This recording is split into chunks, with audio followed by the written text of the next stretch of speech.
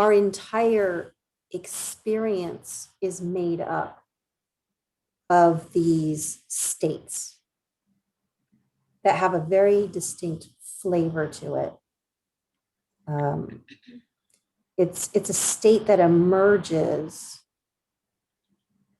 as sensory emotions, thoughts kind of emerge as a whole and gives rise to a state. This was the analogy I was using in the meditation. I'm not sure if anyone could hear me anymore, of thinking of it as music. The state is the music, and we can tease apart the different instruments that come in and out. It's just made up of these sensations that arise and pass away, sounds that come and go, thoughts that form and dissolve. Right? That's it. That's our experience. That is the closest we can get to truth. We've been talking about ethics,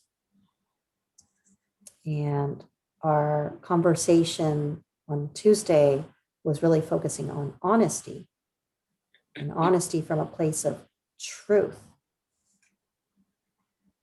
And that felt sense is as close as we can get to what is actually happening. Everything above that, in that hierarchical level of organizations of the experience, is subjective. If we're able to slow things down enough, because the problem is that everything happens so fast we can't see it. Even if we're meditating and we have our eyes closed and we've removed the stimulus, you might notice this with trying to label. It's impossible to label at the pace in which things are arising. And so if we were to look very closely, what we call one experience is made up of so many minute things that are happening, and not necessarily just linear in sequence, but almost three-dimensional. In the channels in which we're receiving the information, which is our sensory plus mental plus emotional, and that everything is shifting and moving.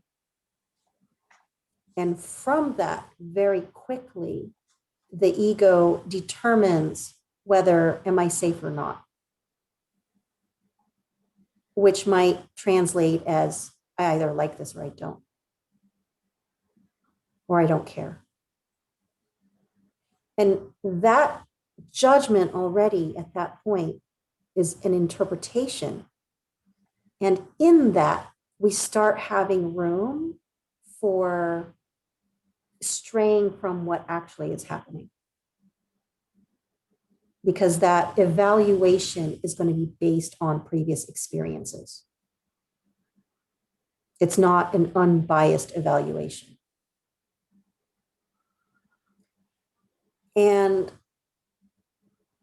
after the evaluation, and again, I'm not sure that this is really the sequence for everyone. This is what I've noticed for myself.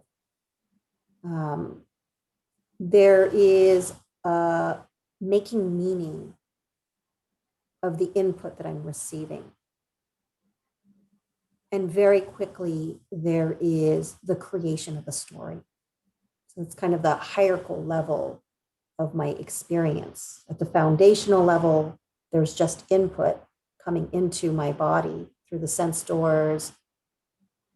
And at the next level, there's a slight reaction or feedback at a very raw, innocent level, which is the emotions. And then over that, we start moving into the terrain of the cognitive, where the mind is trying to piece these fragmented bits of information to construct a whole, a story, distill it down to something that I can relate to. And that part is subjective. With the labeling technique, if we were to continue to do this, you'd start to be able to tease apart these aspects. You'd notice sensations, label the sensations, like pressure, tingling. You might notice not wanting, not liking, or wanting, craving, pleasure, wanting, pain, not wanting. Right? There's all of these different layers. And again, it's so much that it's too hard to see it all happening at once. Where we pop out of is directly into the storyline. The story is kind of tidy. It takes all of these very abstract pieces and packages it nicely into something that's recognizable. We do this constantly. We're constantly creating stories. And there's an advantage to this because these stories can help us make decisions. It's a protective mechanism. From an evolutionary standpoint, however, accuracy is not as important as safety. And so if the story is off and I get protective, at least I'm erring on the side of safety. It doesn't matter if the story is off. So it's interesting to start paying attention to this because these stories can be harmless or they can have a significant harmful impact on others. But regardless of that, the story is steering us away from the truth, what's actually happening.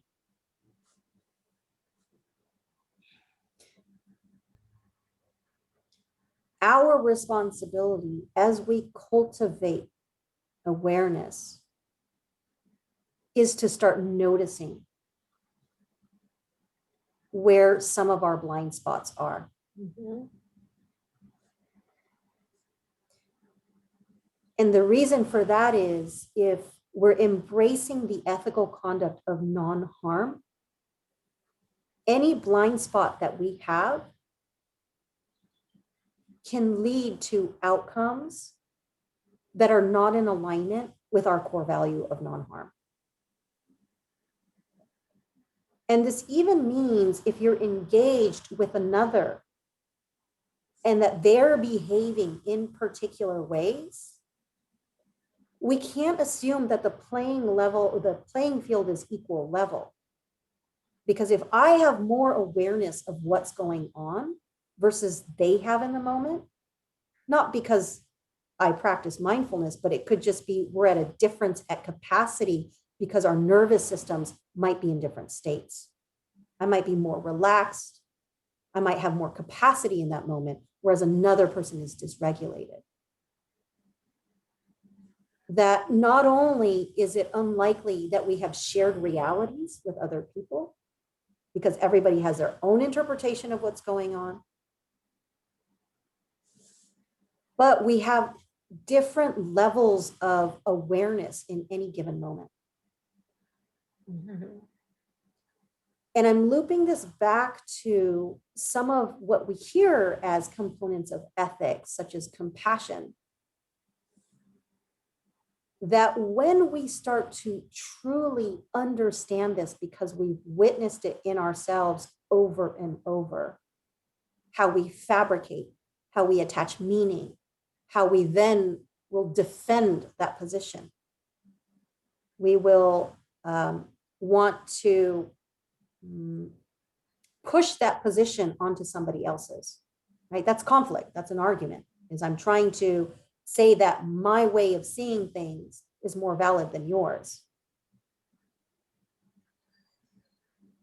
when we have awareness, the compassion arises in the sense that we recognize that both parties are most likely fabricating, and that the conflict or the story doesn't even matter because they're both wrong. What matters is what's underneath. That's more accurate. What's underneath are the emotions. And when we drop into that place of curiosity over what another is experiencing on that level, just the attention and the interest is enough to alleviate some of the tension. And when that tension is alleviated and both feel more relaxed, more awareness becomes available for both parties. The compassion arises for ourselves, for realizing that we're innocent. To a certain degree, we might understand the process, but it doesn't mean we're free from the fabrication of stories. Because the moment we're slightly dysregulated, we just go right back into that state. Or this is so ingrained as habit for us. This is part of being human. There's no way we can escape that. We will continue to fabricate stories. And this is generally where most disagreements or most conflicts or suffering come from, is the battle over whose story is true. Mm-hmm. And when we see that, it's almost like the other is completely forgiven. They can't help themselves. We can't help ourselves. It doesn't make certain acts okay. Let me clarify that. Right. Doesn't make harmful action okay. However, we have to understand that we're all in this ambiguous thing together. And ultimately, we are all trying to protect ourselves and do the best that we can to be seen and heard and feel a part of, feel important.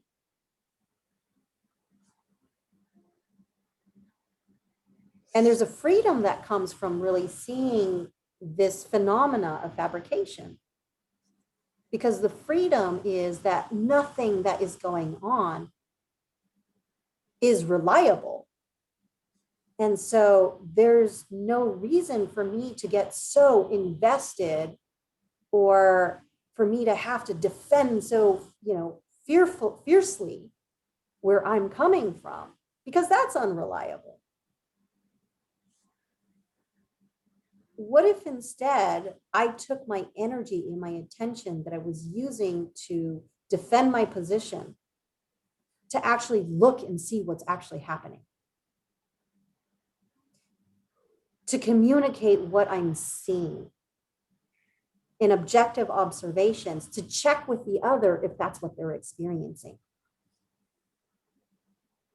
That's what starts to build connection. That's where our shared reality can evolve together.